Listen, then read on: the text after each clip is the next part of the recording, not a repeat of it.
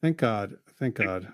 So, all right, we're going to take one more call before we move on into the content of our second half. And Thomas is calling from the very land in which I was born, the very place, not just the state, mind you, not even just the region, but the very city itself. The hospital is calling from the neonatal. Are you calling from Riverside Hospital, In the Thomas? hospital. In Newport News, Virginia? No, but I'm right down the street. I'm right around the corner. Now, did I meet you when I was down yonder at the beginning of Lent? You, as a matter of fact, you did. Okay. All right. Well, nice. But I'm very you don't remember me. I'm very unmemorable. So well, I'm sorry. I mean, I met a lot of people that weekend, but I'm sure you're giving yourself short shrift. But yes, Newport News, Virginia, formerly known as Warwick Rivershire. So you're in the Shire, Thomas. You are in the Shire. I am currently in the Shire, and I'm living it up. That's right. Okay, what is on your mind, Thomas, from the Holy Land of Newport News, Virginia? Well, I'm a recent convert. My wife and I and our kids joined the Orthodox Church last year. Best decision we've ever made, and we're at home. And my wife's coming from a dispensationalist, independent, fundamentalist Baptist background. Yes, ISBs. Yeah. Sorry, I'm getting excited. Really, yeah. So she's really going to enjoy this podcast when she listens. She has no idea that I'm calling right now. But I come from kind of a multiple backgrounds, and one of them is Roman Catholic. I was baptized into the Christian faith in the Roman Catholic Church as a young adult, and kind of sojourned within Protestantism for a brief period of time, a decade or so. And then my wife and I decided to join the Orthodox Church. And as I said, we're, no mistakes. We're very happy to be where we are. Thanks be to God. But one of the questions that I have wrestled with, and I'm wanting to kind of put to you and Father Stephen, is this question of, what is the relationship between Orthodox and the non-Orthodox folks that carry the banner of Christ, that want to follow him, but have some views that are a little skewed or very much skewed. And I've listened to your podcast. I have not read your book yet, Orthodoxy and Heterodoxy, but I found it very helpful. Oh, come on, man. I know. I'm working on it. I got a copy of the book. I bought a copy of the book, and I'm going to read it. I swear I'm going to read it.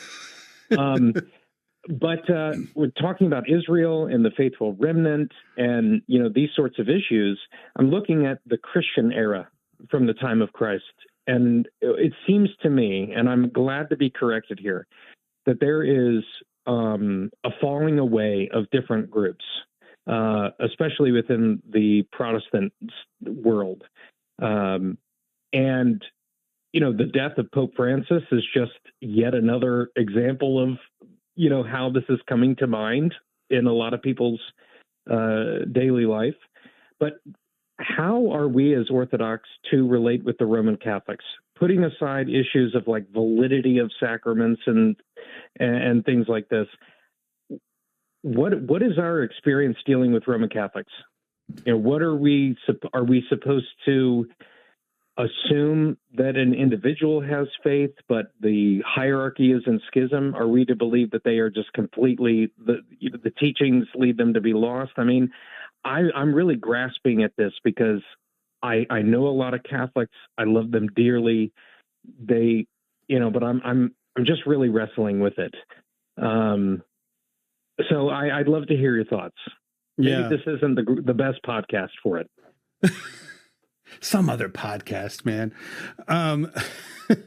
Well, I mean, I think I don't know exactly where we're gonna go in our future episodes in this arc. It might be interesting to do an episode on the non-Orthodox or those outside of Israel. But I think that like here in 2025, to me, the most important question, and this is not the one that all of the online apologists seem to be focused on, right? Their question generally seems to be, what should be my opinions about these other people and their teachings and their rulers and whatever, right? And that's fine. But to me, the most important question is what you do, right? And the instruction on what you do is actually pretty clear, right? So, for instance, I, as an Orthodox priest, I am forbidden from celebrating the Eucharist with a Roman Catholic priest. Just straight up. It's very clear. It's obvious. I am not supposed to do that. I don't need to have an opinion about, what's going on in his services. I just simply need to be obedient to that. And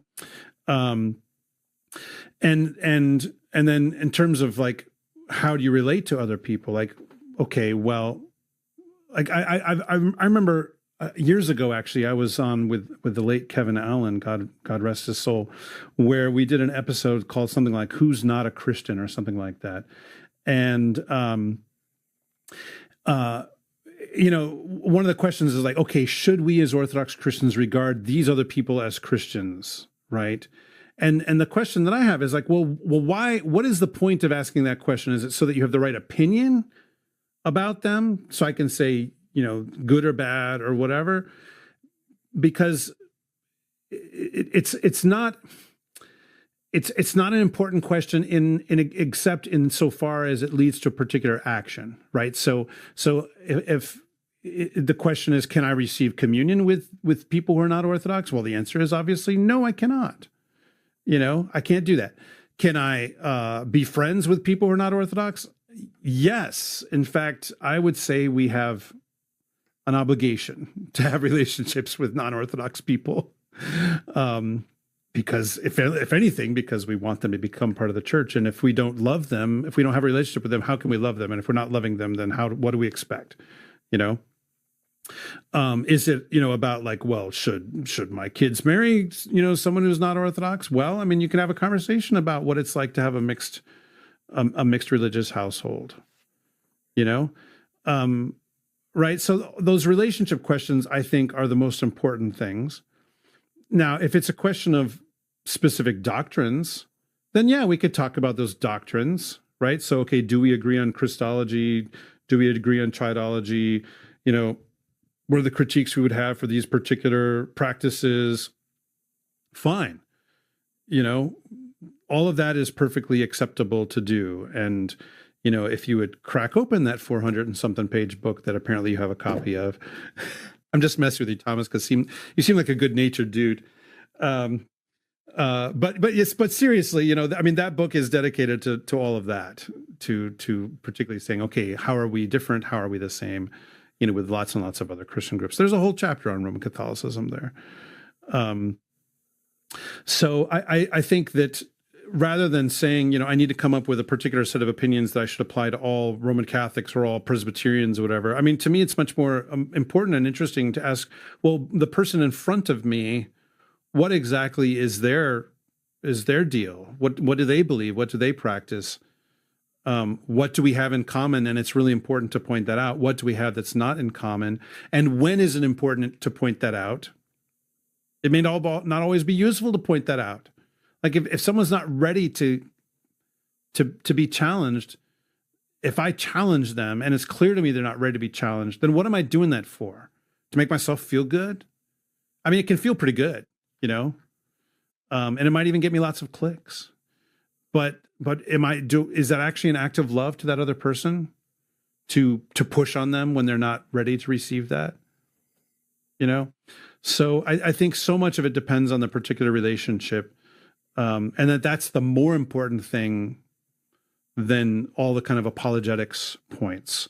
I think the apologetics is important, and we should conduct it with seriousness, with commitment, and most especially with love.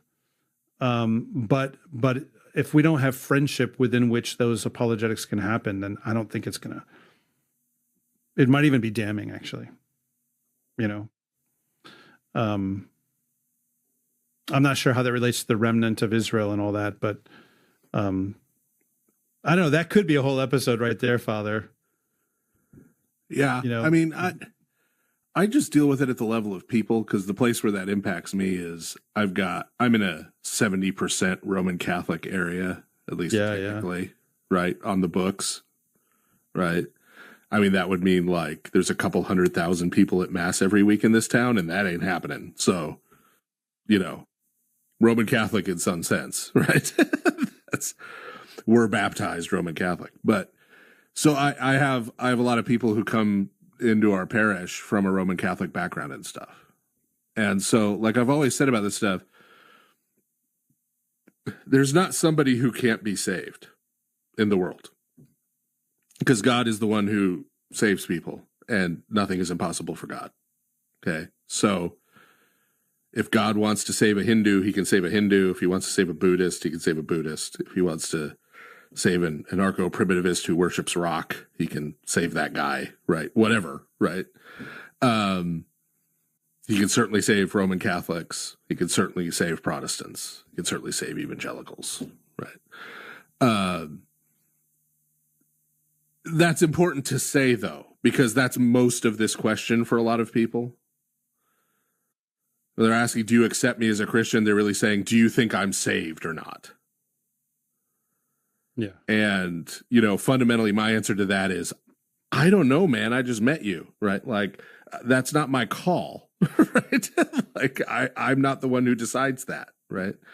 But what I do know from dealing with actual people who were Roman Catholic, grew up Roman Catholic, were raised Roman Catholic, have some kind of Roman Catholic cultural background, at least, is they've got a lot of ideas in their head. And every time I talk about this, there's Roman Catholics out there who get mad at me and insist that I'm caricaturing them. And, well, they usually say I'm straw manning them, but that's not what that means. Look up what a straw man fallacy is. You think I'm caricaturing you. That's the correct word to use.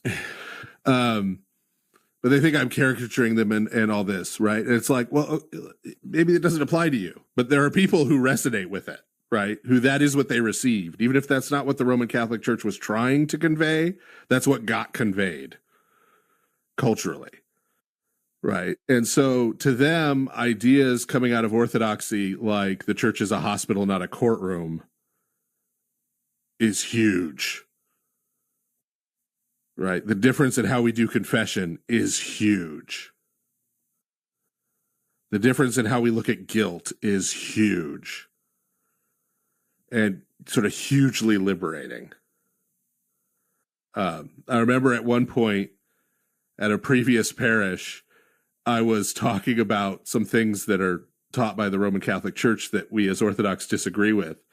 And some of the Orthodox people there did not believe me that the Roman Catholic Church taught those things. And a member of that parish who was a former Roman Catholic stood up and yelled really loudly. He was funny that way. Y'all don't know what it's like to come up under the law. Right? To indicate, like, he understood exactly what I was saying, right? And so, to me, it's an issue of, and this is the same thing I say about Calvinism, right? Having grown up myself in Dutch Calvinist circles, right? I've seen what that does to people, right?